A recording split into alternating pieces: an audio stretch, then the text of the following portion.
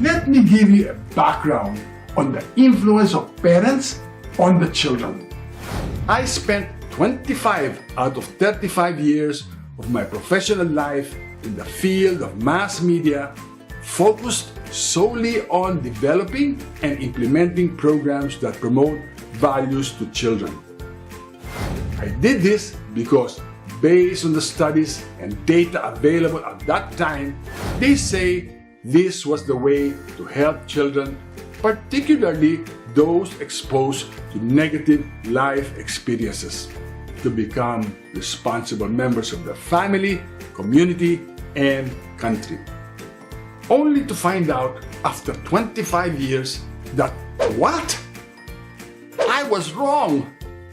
I should have concentrated more on the children's parents because they are the major influencers of the children's emotional, behavioral, social, and psychological functioning for the rest of their adult life.